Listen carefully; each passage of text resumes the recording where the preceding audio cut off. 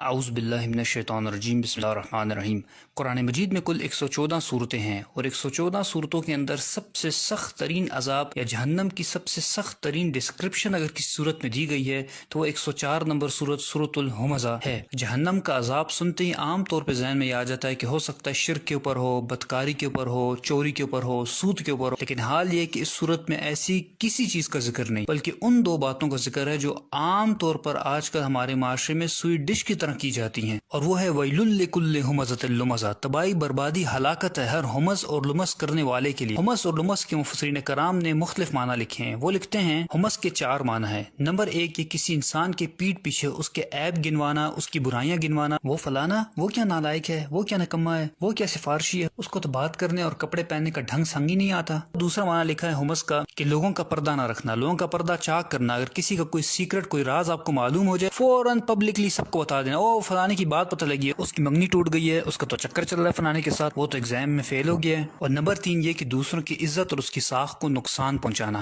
اگر کسی محفل میں کسی کی تعریف ہو رہی ہو تو فوراً سے اس شخص کی کوئی ایسی برائی بیان کر دینا جس سے اس کا امپریشن اس محفل کے اندر خراب ہو جائے۔ یعنی اگر لوگوں کے دلوں میں اس انسان کے لیے محبت ہو، عزت ہو، تو صرف حسد کی بنیاد پر کہ لوگ میری تعریف کیوں نہیں کرے، میرے بچوں کی تعریف کیوں نہیں کرے، اس انسان کی مخالفت شروع کر دینا اور جھوٹی سچی لگا کر لوگوں کے دل اس سے برے کر دینا۔ علامہ آلوسی رحمۃ اللہ لکھتے ہیں کہ جس وقت یہ 3 کام ہوں گے تو اس کا رزلٹ وہ چوتھا کام نکلے گا، اور وہ چوتھا کام کیا ہے؟ الکسر، یعنی توڑنا۔ ان تینوں کاموں کا نتیجہ یہ نکلے گا کہ پھر بعض اوقات رشتہ داری ٹوٹ جائے گی۔ جب آپ ایک انسان کی ہر وقت عیب بیان کریں گے، اس کی کسی برائی پہ پردہ نہیں رکھیں گے، لوگوں کے سامنے ہر وقت اس کا امپریشن خراب کریں گے، تو اس کا خود بخود رزلٹ یہ نکلے گا کہ وہ انسان آپ سے اٹھنا بیٹھنا چھوڑ دے گا اور اس کا سارا گناہ آپ کے اوپر آئے گا۔ چنانچہ رسول اللہ صلی اللہ علیہ وسلم نے ایسے لوگوں کے بارے میں ارشاد فرمایا، مسلم احمد کے اندر حدیث شریف ہے، شرار و عباد اللہ کی مخلوق میں سب سے بدترین انسان کون ہے؟ المشاؤون بالنمیمہ، جو لوگوں کی پیٹ پیچھے ان کی برائیاں بیان کرتے ہیں، ان کی چغلیاں کرتے ہیں، والمفرقون بین الاحبہ، اور آپس میں محبت کرنے والوں کے درمیان نفرتیں پیدا کرتے ہیں، ان کے دلوں کو برے کرتے ہیں ایک دوسرے سے برائیاں کر کر کر، والباغون البراء اللعنت، اور بے گناہ اور معصوم لوگوں کو بدنام کرنے کی کوشش کرتے ہیں جن کا کوئی قصور نہیں ہوتا، فضول میں ان کی طرف اس قسم کی نسبتیں کرتے ہیں جو کام انہوں نے نہیں کیے ہوتے۔ اور ایک روایت میں تو یہاں تک آیا کہ یحشرہم اللہ فی وجوہ الکلاب، اللہ تعالیٰ ان کے چہروں کو کتے کی طرح بنا دے گا قیامت کے دن۔ اور دوسرا لفظ اس آیت میں ذکر ہوا ہے وہ ہے لمز۔ مفسرین کرام لکھتے ہیں کہ ہمز کا معنی تو 4 کام کسی کے پیٹ پیچھے کرنا، لیکن لمز کا معنی یہ ہے کہ کسی انسان کے روبرو اس کے سامنے 3 کام کرنا۔ نمبر 1 یہ کہ بات بات پر اس کو تانے دینا، تمہیں تو کچھ آتا ہی نہیں ہے، تم سے تو کوئی خیر کی توقع ہے ہی نہیں، کبھی کوئی کام تم نے ڈھنگ کا کیا ہے۔ نمبر 2 یہ کہ اس کو لوگوں کے سامنے ذلیل کرنا، اور نمبر 3 یہ کہ اس کا محفل میں مذاق اڑانا، منہ سے اشاروں سے اس پہ ٹانٹ کرنا، اس کی شکل صورت کا مذاق اڑانا، اس کے کپڑوں کا لباس کا مذاق اڑانا۔ رسول اللہ صلی اللہ علیہ وسلم نے اس قسم کے لوگوں کے بارے میں ارشاد فرمایا کہ مررت بقوم، معراج کے موقع پر مجھے ایک قوم دکھائی گئی، اسفار من نحاس، ان کے ناخن نوکیلے تانبے کے بنے ہوئے تھے، یخمشون وجوہہم وصدورہم، اور وہ اپنے ناخنوں سے اپنا منہ بھی کھرید رہے تھے اور اپنے سینے کو بھی نوچ رہے تھے۔ میں نے پوچھا کہ یہ کون لوگ ہیں جو اتنی تکلیف میں ہیں؟ مجھے بتایا گیا کہ یہ آپ کی قوم کے وہ لوگ ہیں جو لوگوں کے پیٹ پیچھے ان کے عیب بیان کرتے تھے، اور یقعون فی اعراضہم، اور یہ لوگوں کی عزت اور آبرو سے کھیلا کرتے تھے۔ اور جب ہماری فرینڈز اینڈ فیملی گیدرنگز ہوتی ہیں، اور واٹس ایپ، فیس بک، سوشل میڈیا پر جو فرینڈز اینڈ فیملی گروپس بنے ہوتے ہیں، وہاں پر دوسرے کا مذاق اڑایا جاتا ہے، ایک دوسرے کو ذلیل کیا جاتا ہے، اور ہم کیا کہتے ہیں؟ ہم تو شغل لگا رہے ہیں،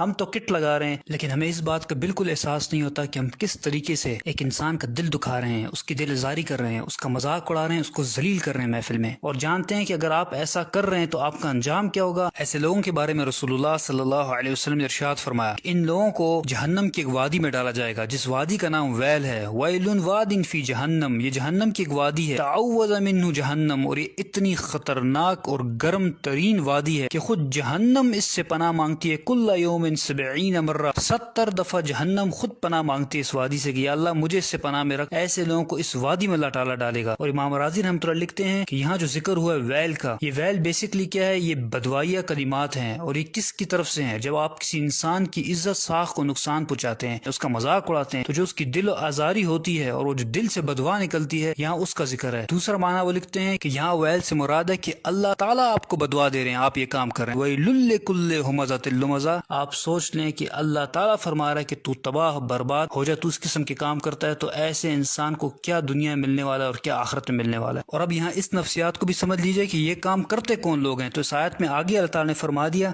الذی جمع مالا وعددہ یحسب ان مالہ اخلدہ، وہ لوگ جو مال جمع کر کر کے رکھتے ہیں اور سمجھتے ہیں کہ ان کا مال باقی رہے گا۔ یعنی کیا معنی ہوا؟ معنی یہ ہوا کہ وہ لوگ جو آپ کے فرینڈز فیملی سرکل کے اندر آپ کے مقابلے میں اسٹیٹس میں زیادہ ہیں، تعلیم میں زیادہ ہیں، مال و دولت میں زیادہ ہیں، ان کا بیک گراؤنڈ زیادہ مضبوط ہے، تو پھر ایسے لوگ خود بخود اپنے آپ کو سپیریئر سمجھتے ہیں۔ جب یہ سپیریئر سمجھتے ہیں تو پھر یہ آپ کو حقیر سمجھتے ہیں اور آپ کو ذلیل کرتے ہیں، آپ کا مذاق اڑاتے ہیں۔ اور معذرت کے ساتھ ان لوگوں سے زیادہ قصور ان لوگوں کا ہے جو لوگ ان کے اندر گھسے بیٹھے رہتے ہیں ہر وقت، جو ان کو ہر چیز میں اپنا بڑا بناتے ہیں۔ جب یہ لوگ ان کو بڑا بناتے ہیں تو ان کو موقع ملتا ہے کہ اس قسم کے کام کرتے ہیں۔ اور امام رازی رحمۃ اللہ علیہ ان پالشی اور چاپلوس قسم کے لوگوں کے بارے میں لکھتے ہیں کہ جس وقت ان امیر لوگوں سے یہ اٹھ کر جاتے ہیں تو یہ امیر لوگ ان کے پیچھے بھی ہنستے ہیں، اور یہی ان کی سزا کے لیے کافی ہے۔ اور یاد رکھیں کہ یہ دنیا میں سزا ہے، لیکن آخرت میں ان کو بھی اتنی ہی سزا ملے گی جتنا کہ مذاق اڑانے والے امیر لوگوں کو سزا ملے گی۔ اور آخر میں اللہ تعالیٰ سے دعا ہے کہ اللہ تعالیٰ ہمیں زبان کے شر سے بچائے، اور اب تک جو بھی زیادتی ہم سے ہوئی اللہ تعالیٰ اس پہ معاف فرمائے اور ہمیں سچی توبہ کرنے کی توفیق عطا فرمائے۔ سب سے دو درخواستیں ہیں، ایک دو نفل پڑھیں اور اللہ تعالیٰ سے معافی مانگیں، دوسرا ان حدیث کو زیادہ سے زیادہ آگے پہنچائیں تاکہ آپ کا بھی صدقہ جاریہ بنے، ہمارا بھی۔ جزاک اللہ خیر۔